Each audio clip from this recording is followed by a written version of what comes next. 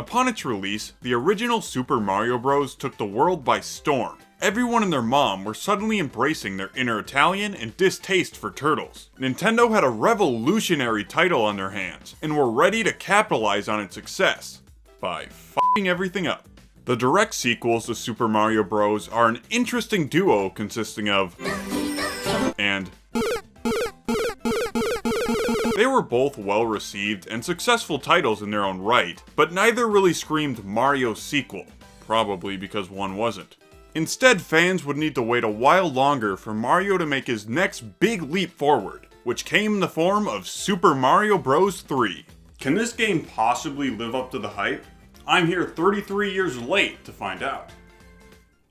Mario 3 presents itself as a stage play, complete with curtains, backdrops, and terrible acting. Even all the platforms are realistically bolted and hung from the walls, casting shadows, and each level concludes as Mario runs off stage. It's a really cool presentation style, but it leaves me with a lot of questions. If this is all play, then what's the world map? How are water levels even possible, and why is Mario just allowed to skip the entirety of the second act? Mario 3 has significantly upped the visuals. While a lot of Mario games show off the power of new hardware, Mario 3 showcased just how far Nintendo had come in even just a few years of working on the NES. Some of the colors are a little more dulled than I would have liked. Some sprites are a little weird. Red and Black Mario will never look quite right to me. But overall, the sprite work is impressively clean and expressive. To cap off the presentation, they even gave Mario his first ever speaking role, courtesy of Chris Pratt. It's me, Mario. Hey, sir, could you please quiet down? I'm trying to watch the play. Mario controls better than ever. Jumps feel more responsive and much easier to correct. There's also a higher emphasis on momentum this time around. Mario's P-meter, yes you heard that right, tracks Mario's speed at all times. When maxed out, Mario will start flying through the stage, sometimes literally.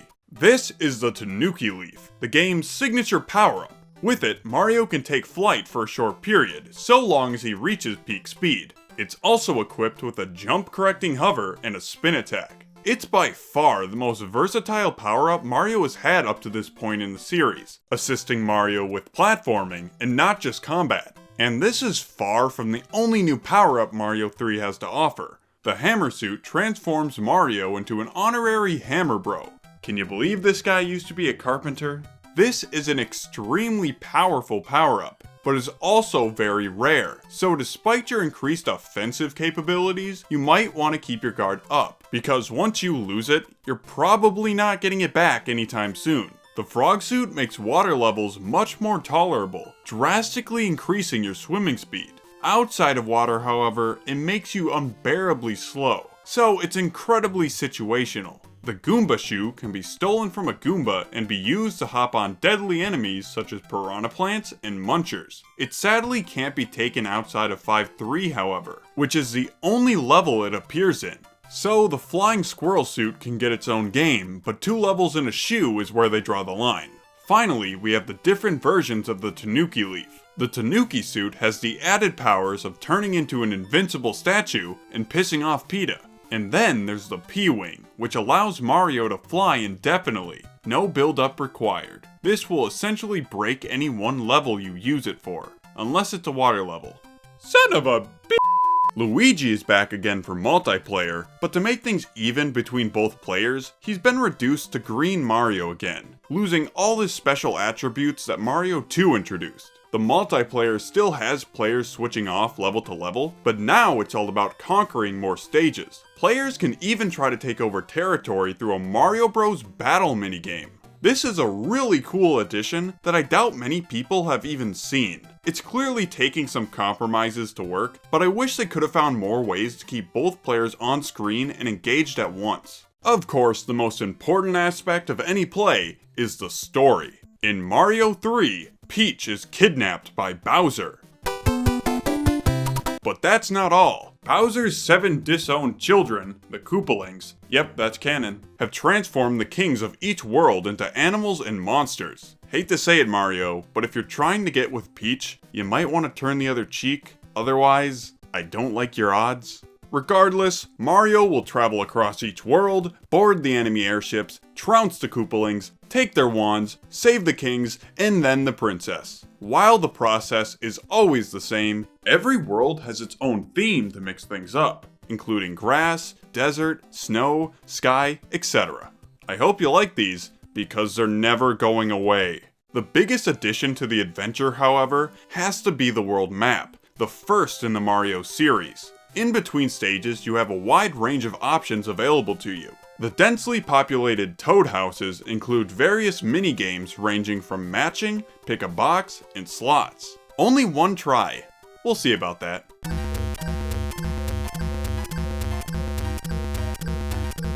Winning these games will net you power-ups which you can equip before entering a level. You can carry quite a few power-ups at a time, so if you hit up every Toad house, you'll rarely have to enter a level as Small Mario. Enemies will be patrolling each world. You can either avoid them like a coward, or face them head-on.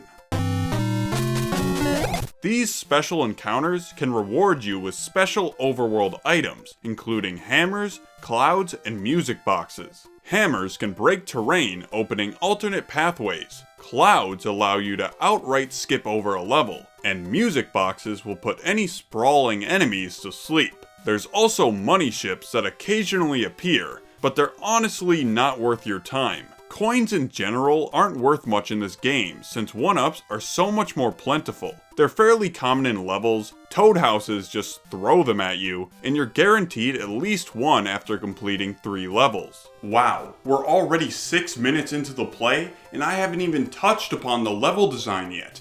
You in the front, shut the f*** up! As to be expected from Mario, the level design is superb. The screen limitations of the originals are gone. The levels can now be traversed right, left, up, down, and all around. This opens up so many more possibilities, and the developers did not disappoint. There are even slopes now, always a big selling point. Levels are much more experimental, always introducing new mechanics to toy with. Some are woven into the greater adventure, while others are one and done. There are certainly stages that feel gimmicky, but they're also short that none of the ideas ever feel like they really have time to get stale. Although some of the environmental hazards, like the World 6 ice physics, I could do without. The airship levels are some of the coolest in the game. They're auto-scrollers, which is usually my cue to turn off the console. However, the airships are lined with cannons, turning these levels into Mario Bullet Hell, which is so much fun and a great challenge to cap off each world. There are a few duds among this creative cast, unfortunately. And once again, it's the puzzle levels. Every so often, Mario tries to be a Zelda game and implements these cryptic puzzles into its levels. These puzzles always involve finding a secret exit to a seemingly endless or enclosed level before the timer runs out. None of these ever feel all that satisfying or clever to figure out. It's just tedious or monotonous searching until I go, well, that's stupid. The enemy variety in Mario 3 really caught me off guard, on many occasions in fact. Bowser's army has possibly never been so diverse. All the usual suspects are here, but we also have Boos, Spikes, Munchers, Drybones, Thwomp, Bomb-Omb, Chain Chomp, Gelectro, Rocky Wrench, Fire Chomp, the Sun? I could go on.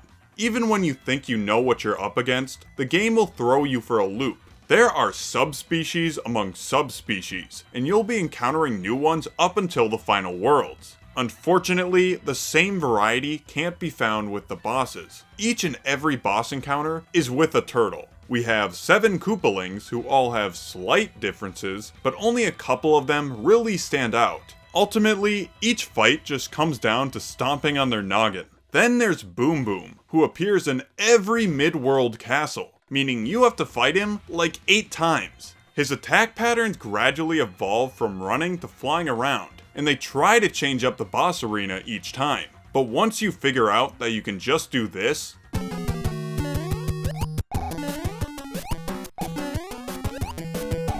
yeah, the rest of these fights feel pointless. But to make up for that, we got a pretty nice fight with Bowser to wrap things up. Straying from every other fight in the game, we aren't hopping on any craniums this time. Instead, our goal is to trick Bowser into sending himself to his grave. Trying to lure Bowser to a specific spot while avoiding his fire and Bowser Slam can lead to a lot of tension, especially if you're small Mario. I wouldn't call the fight mind-blowing, maybe groundbreaking, but I do have to give it credit for being a challenging and unique finale. So we've done it. We've rescued Peach for surely the last time, and now we get to sit back and watch the credits roll. What a twist! I actually beat the game, and it wasn't nearly as hard as I expected. I'm getting security. Mario 3 really doesn't reach the same level of NES hard as Mario 1, and especially not Mario 2. The level design still presents some pretty steep challenges, and your occasional bullshit, so in those regards, the difficulty is still on point. However, the way the game handles items and power-ups gives you the edge over many of the road bumps of its predecessors. 1-ups and power-ups are abundant in levels, and are handed out almost excessively through the end-level cards and toad houses. You can hold tons of items, so you'll enter most levels fully equipped, and a lot of these levels just don't feel like they were designed with that idea in mind. Some items will let you completely cheese stages, and others will let you skip levels outright. I felt a little too powerful for my own good. Early on, game overs were just completely out of the question. It wasn't until the final few worlds that the game really challenged me. World 8 absolutely kicked my ass, but at that point, I was practically at Bowser's doorstep. The easing up on difficulty definitely feels intentional, however. Mario 3 doesn't feel the need to pad itself out with a steep difficulty curve or game overs that send you back to the title screen. The game's worst punishment will simply be sending you back to the start of that world. The developers clearly intended more players to actually play Mario 3 to the end, and why wouldn't they? It's a blast all the way through. Stay in your seat, there's a post-credit scene.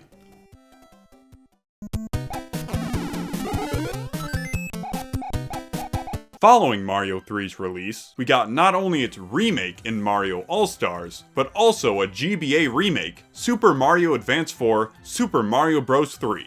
Not to be confused with Super Mario Advance 3 Yoshi's Island, also known as Super Mario World 2, but not to be confused with Super Mario Advance 2 Super Mario World. This remake included additional levels accessible through the e-reader. Now, if you're one of the 7 billion people that don't own an e-reader, don't fret, as these levels were included in the Wii U's Virtual Console release. Now, if you're one of the 6,987,000,000 people that didn't own a Wii U, these elusive levels include a few recreations of classic stages, stages only available through special events, and dozens of entirely new stages that incorporate elements completely foreign to the original Mario 3. It's very uncommon to see developers go back and add this much content to their old games. This is practically its own Mario campaign added onto the original package. Nowadays, Nintendo won't even remake their old Mario games, let alone go that extra mile. Super Mario Bros. 3 provides some of the best and purest Mario platforming out there, and I regret waiting so long to fully experience it. This is where 2D Mario peaked for a lot of people, but of course, that's also a sentiment many people hold for its sequel. So, next time, we'll be talking about Super Mario World. Excuse me, sir. We've been getting a lot of complaints about you. Is that your camera?